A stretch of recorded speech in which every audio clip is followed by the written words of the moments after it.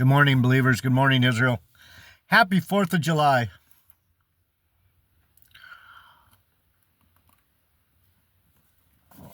The state this country's in.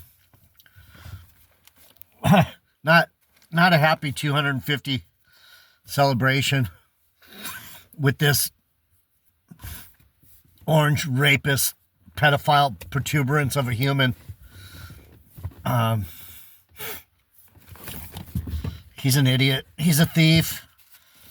He's an evil, dirty, cult leader. He's a fucking cult leader. Anyhow, I don't want to talk about Donald Trump, really. What do I got here? Let me check out my mail real quick. They want to give me a loan, and I got stamps. That's right. All right.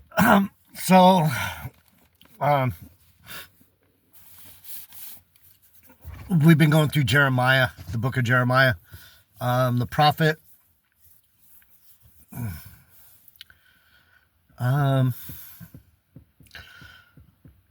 Pretty hard to teach. Pretty hard to teach the Bible. Because everyone wants to attach worldly things to it. Like the guy that I've been watching screw it up. Today he was talking about Jeremiah 36. And he has like 6 or 8 different ideas that his hamster wheel spits out. The hamster runs, and then he picks one of the 6 or 8 themes that he has in his head: repentance, the cost of discipleship, sin. It's the most sophomoric, basic Christianese type teachings that he does. So anyway, it's that chapter 36. It's more about the fact that the prophet knows the truth, and God's with the prophet, and he's the one that's speaking the words. He spoke the words to this Baruch, his scribe. He spoke the words, and Baruch wrote everything down. And then he went to the princes of Judah and Jerusalem, because Jeremiah was in the prison. So, in reality, if someone had the balls to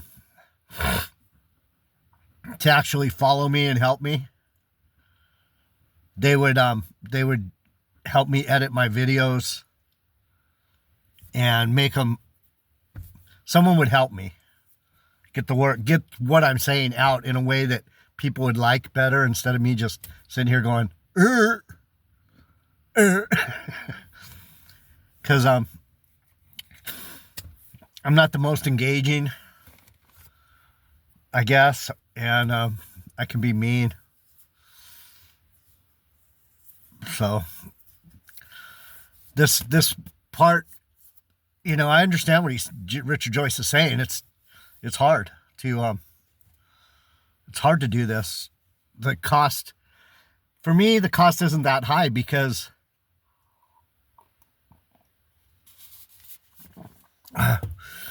this is what I do. It hurts sometimes. It hurts that no one understands, and a lot of people are actually against what I say. They're like, that guy's stupid. He doesn't know, but I do know, and that's why it doesn't really hurt me, and that's why Jeremiah just does it, because he knows the Lord's going to protect him. So that's what this section of, basically all the prophecy is that way. It's God's people doing what God's people do, and the heathens and the other nations, and even our own people, even our own Israelite people, failing to listen, failing to listen. That's the fail. Over and over and over again. The Bible says you weren't listening. Your problem was you didn't listen. And so that's not anything that is like a hamster in my head going, well, you didn't listen to me, you didn't listen to me, you didn't listen to me. It's not in my head. It's in the book. Everywhere. And that's what the book's about. People not listening to God's people, God's true people. So anyway, we already went through that. Jehoiakim grabbed the book, cut it up, and threw it in the fire. That's how much he cared about God. He's like, fuck you and your prophecy, Jeremiah. You dirty Benjamite. Who wrote this? That Benjamite, that Jeremiah fucker? Hate that fucker.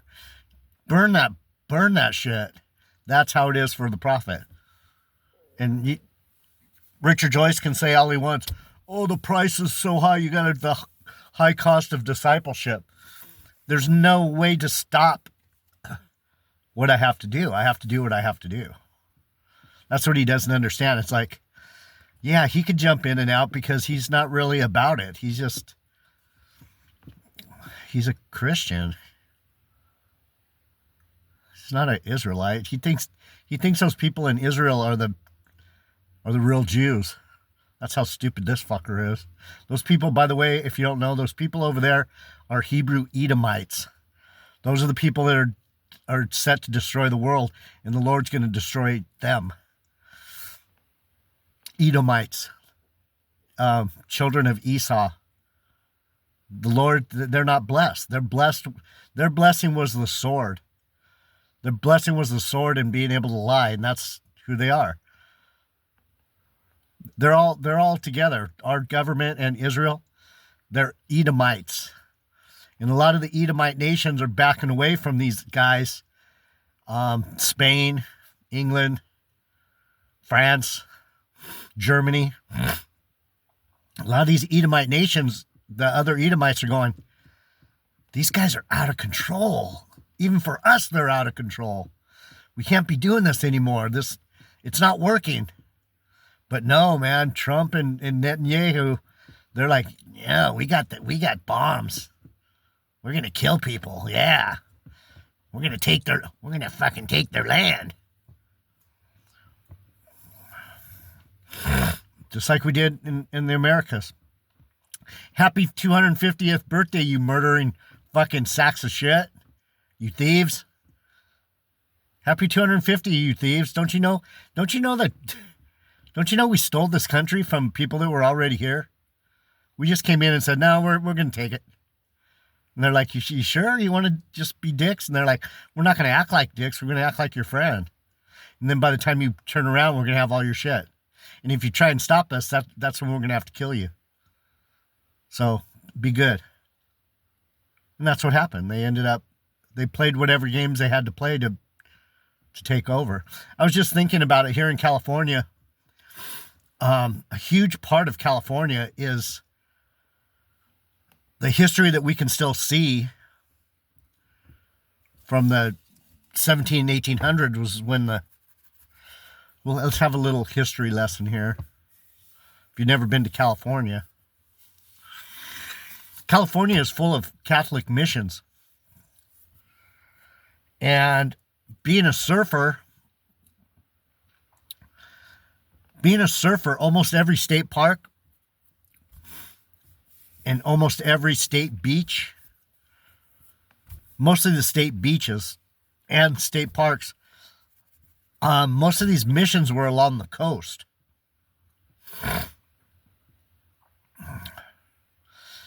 In these missions, these Catholic missions that came in and said, the history says that they were pushing religion.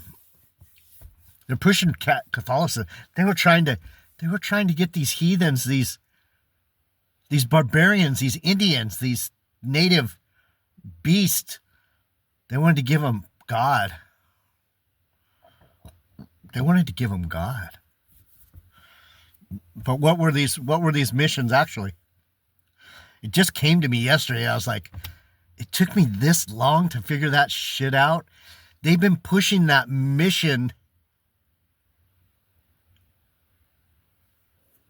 They've been pushing that mission history for so long that it's sunk into even me.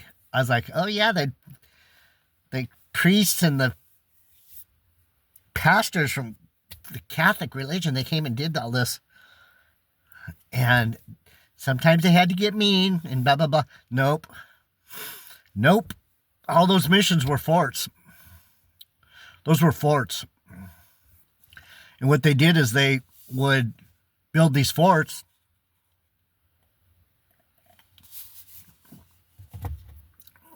and get inside and build their weapons. And then they'd go out on marauding trips, and they would probably kill most of the men and bring the women and children back to the mission and make them work the fields, make them grow food, take the Indians' food, take their fields, take the food and then burn their field. That's America. That's us. That's what they did. So there's one, I just wanted to bring this up real quick before before I move on. There's one mission underneath the Golden Gate Bridge. It's called Fort Point. And if you've ever been to Fort Point in San Francisco, California, it's a fort. It's a prison. It still has the prison there, and it still has these cells where they would put these Indians that they collected from the area. And the place where the fort was, it was on a point. Fort Point, it's on the point. You understand? Point, punta. It's a little piece of land that juts out into the San Francisco Bay. So this point was a perfect place to put a fort, because you had and that's the point I was trying to make about the missions that are along the coast. They put them by the coast so they would have protection from the ocean side.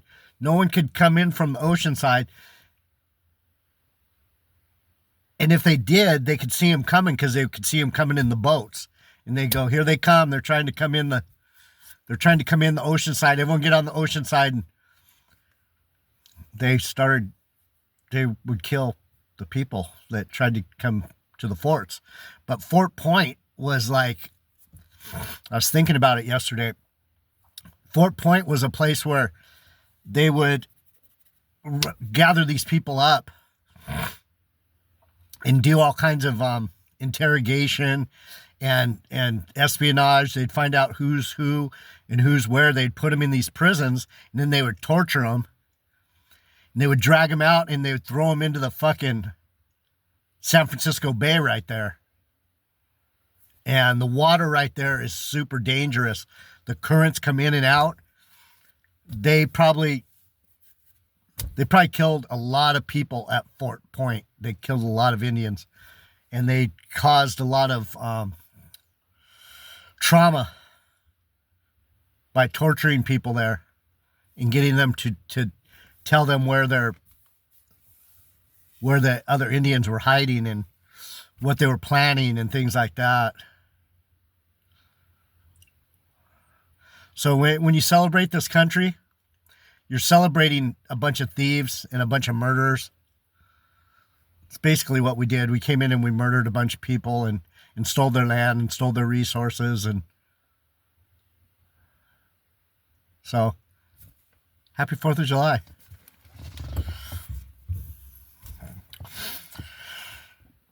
There's that.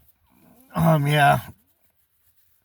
California was the last stronghold, and they put these forts up, and then when everything was said and done, they're like, just tell them they were missions. Just say it was God. It was God. See how people use God to protect their bullshit? Trump's doing it right now with his Christian nationalist bullshit. It's basically white supremacism.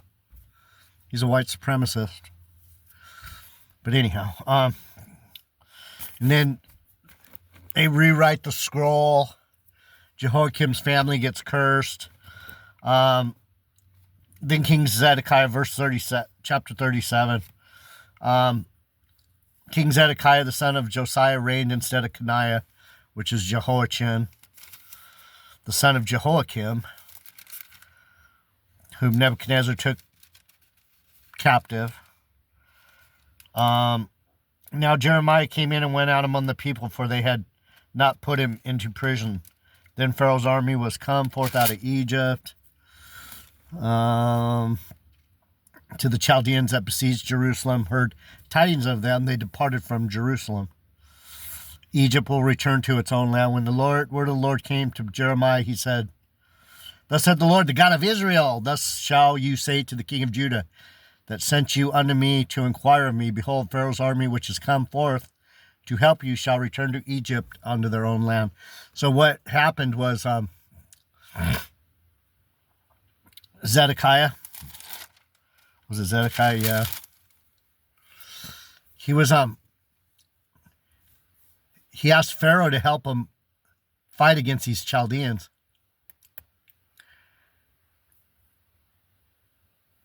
And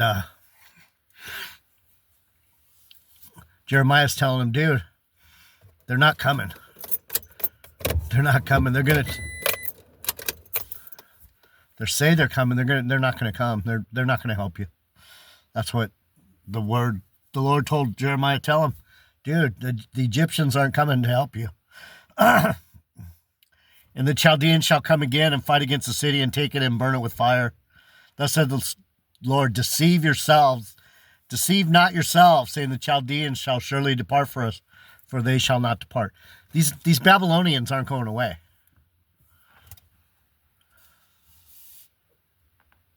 These Babylonians, they're not going away until God tells me to tell you, hey, they're going away. They're not going away for a minute. Still, they're gonna roust us even more.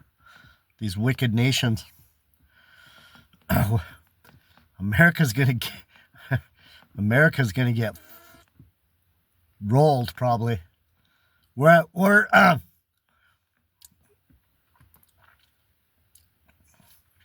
setting us up. Donald Trump's a setup man. He's gonna destroy everything. He's weakening it from the inside. And then when we're really weak and we're fighting each other, then they're just going to come in and take us. That's the same thing that's happening right here, right? No one's listening to Jeremiah.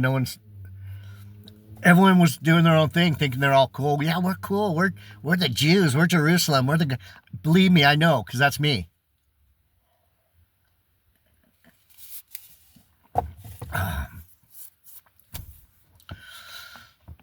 We thought we were cool and no one could fuck with us, and it's like, oh yeah, we're fucking with ourselves. Electing this fucking demon to be our president, to lead us. Crazy. So then Jeremiah's thrown in prison again. Then Jeremiah went forth out of Jerusalem to go into the land of Benjamin to separate himself thence in the midst of the people. Where was he going? Where was he going to get protection? To Benjamin. Get away from these fucking beasts. That's the story. My people, the Benjamites, that's the story. If you're interested in the Bible, you would love being on this channel. Because I'm teaching you the truth. I'm not giving you some hamster Christian nonsense bullshit. Peter said this and Paul said that. No. Who cares what they said? You listen to what fuck Jeremiah said first. And then you can understand what Peter and Paul and John and these guys said.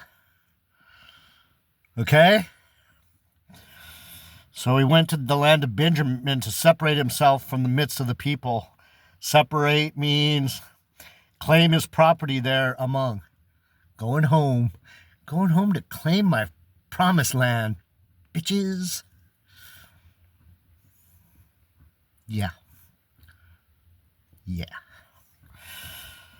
And when he was in the gate of Benjamin, a captain of the ward was there, whose name was Arijah, the son of Shelemiah, the son of Hananiah. And he took Jeremiah the prophet, saying, Thou fallest away to the Chaldeans? No, nigga. I'm going home to Benjamin, bitch. No, you're a what are they telling us?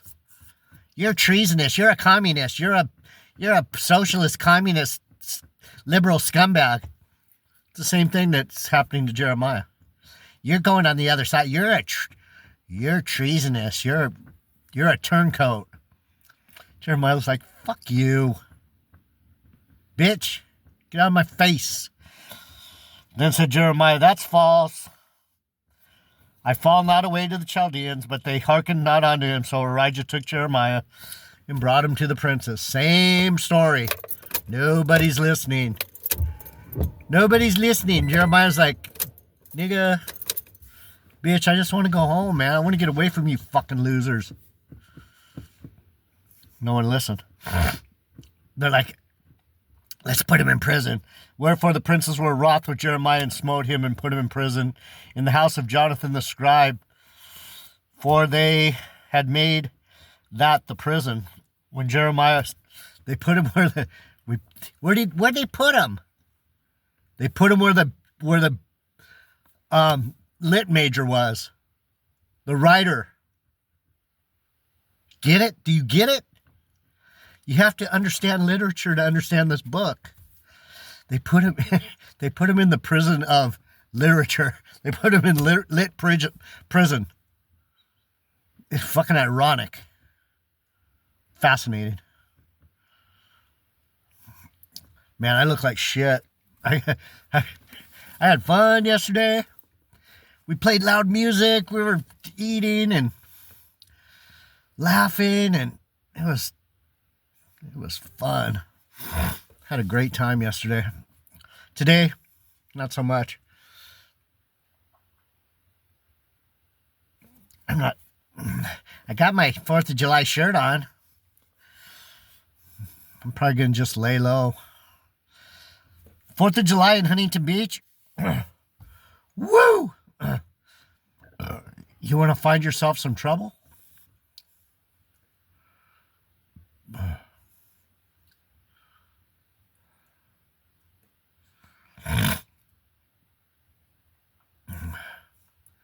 Come to Huntington Beach for 4th of July.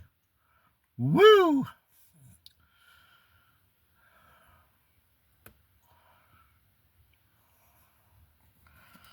Trouble.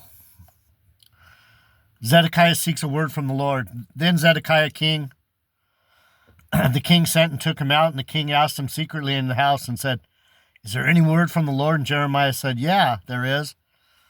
For said he, You shall be delivered into the hand of king of Babylon. He's like, yeah, dude, you're toast. You're cooked. Zedekiah, you're cooked. You're going off to Babylon, bro. Moreover, Jeremiah said unto Zedekiah, What have I offended you with, or against your servants, or against the people, that you have me in prison? What do you have me in prison for, bitch? What did I do? Told you the truth? Why am I in YouTube prison with no subscribers and no viewers? I didn't do nothing except tell you people the truth. I don't like the truth. I know you don't. There's 5 of you that aren't cowards. Where are now your prophets which prophesied unto you, saying, The king of Babylon shall not come against you, nor against land? Where's your boys? Where's your boys, Zedekiah? Where are they? Where are your homies? that told you that said I was lying? Where are they now? Why are you talking to me, bro? That's how it's going to be for a lot of you people. When you come to me later, you're going to be like, so what's going to happen? What's going on now, Jeff? Wait, what's the Lord say? I'm going to say, same thing I told you before. You're fucking cooked. Nothing's changed. You are the same idiot you were when you wouldn't listen to me 4 years ago. And now it's time. You want to know something? Fuck you. It's just the way it goes. It's always gone that way. So don't be surprised when it gets thick and everyone starts coming this way. Oh, where's that one prophet guy? JD Niger, Word of Truth. I'm going to do one more. Get ahead of Richard Joyce because he's an idiot. I don't have time to fuck around with this stupid shit.